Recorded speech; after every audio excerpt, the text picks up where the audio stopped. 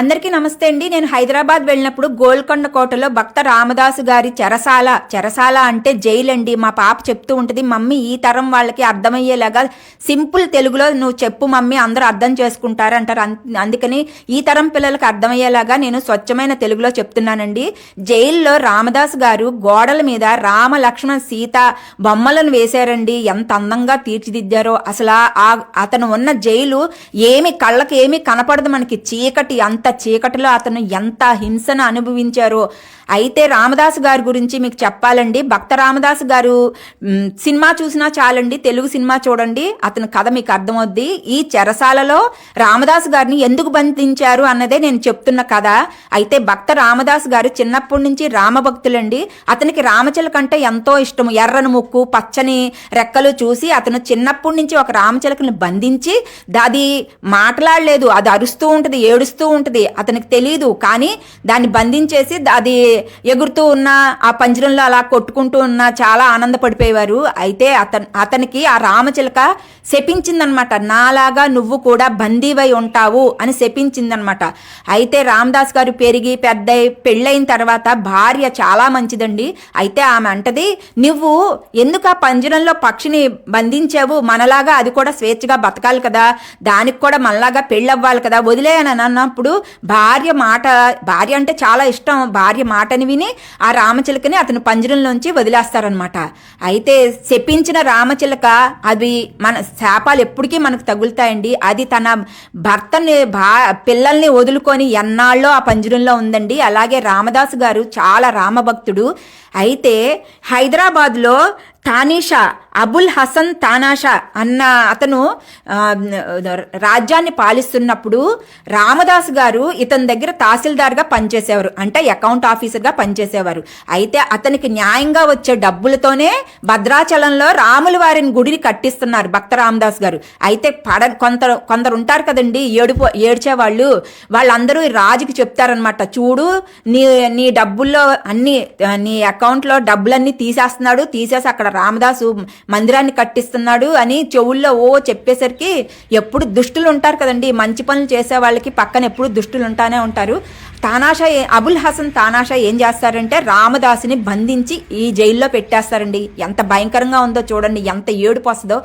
రామదాసు అప్పుడు ఎంతో ఏడుస్తారు, రామా నేను నీకు ఇంత సేవ చేస్తున్నానే, నీ మందిరం కడుతున్నాను, నాకింతటి శిక్ష, నేను ఎప్పుడైనా పరుల సొమ్ము తీసుకున్నానా, నా సొమ్ముతో నేను కడుతున్నా, నాకెందుకు ఇంత శిక్ష విధించావు రామా రామా రామా అంటూ ఎన్నో రాముని మీద పాటలు పాడుతాడు, ఏడుస్తూ ఎంతో శిక్ష అనుభవిస్తాడు.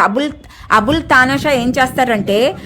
హసన్ తానాషా ఏం చేస్తారంటే నువ్వు ఒక్కొక్క రూపాయి నాకు లెక్క చెప్పు అని అతన్ని సంఖ్యలతో కట్టేసి ఎంత తన్నేస్తారో, రక్తం వచ్చేలాగా. అయినా సరే రాముని మాట అతను జవదాటరండి, రామ రామ రామ అంటూనే ఉంటారు. రాముల వారికి అతను కర్మ అనమాట. ఎందుకంటే ఆ రామచిలక శపించింది, నాలాగా నువ్వు చిత్రహింసలు పడాలి అని చెప్పి. రామచిలక తిండి తినకపోయినా పాప రామదాసుకు తెలియదండి, దానికి ఆకలేయట్లేదేమో తింటలేదేమో అనుకున్నాడు. కానీ తన పిల్లల మీద భర్త మీద వ్యామోహంతో అది తినేది కాదండి. ఆ శాపం ఇతను అనుభవిస్తున్నాడు అనమాట.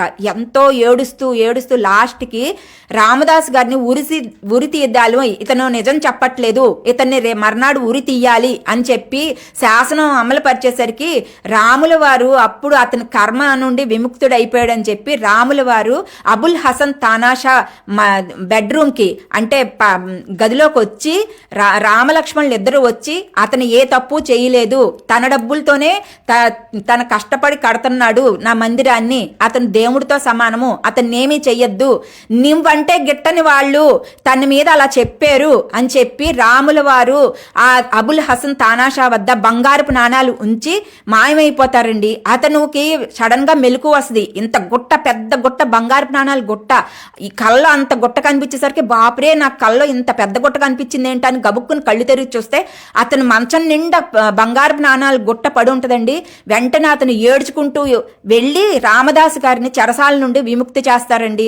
చెరసాల కష్టాల నుండి విముక్తి చేసి బాబు నన్ను క్షమించు, నేనంటే గిట్టని వాళ్ళు ఇలా చెప్పారు అని చెప్పి అతను కాళ్ళు పట్టుకొని ఏడుస్తాడు. రామదాసు గారు అతని కాళ్ళు, అబుల్ హసన్ తానాషా కాళ్ళు పట్టుకొని ఏడుస్తారు. నేను ఇంత రామభక్తుడిని, చిన్నప్పటి నుంచి నాకు రాముడు కనపడట్లేదని ఏడుస్తున్నాను, నువ్వెంత పుణ్యాత్ముడు అయ్యా, నేను ఎంత పాపాత్ముడిని, నాకు ఆ రాముడు కనబడట్లేదు, రాముడు కనపడిన నాకు ఈ కళ్ళు ఎందుకు అని చెప్పి అడవిలో పరిగెత్తుకుంటూ పారిపోతూ ఉంటాడనమాట. భార్య ఏమో ఎంత ఏడుస్తూ ఉంటుందో, భార్య కూడా భక్తురాలండి.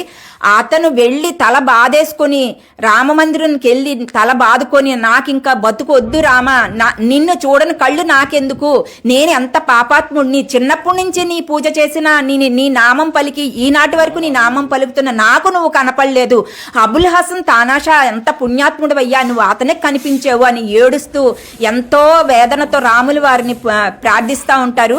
అబుల్ హసన్ తానాషా కూడా రామభక్తుడయ్యి మంచి మంచి పనులు చేసుకున్నారండి.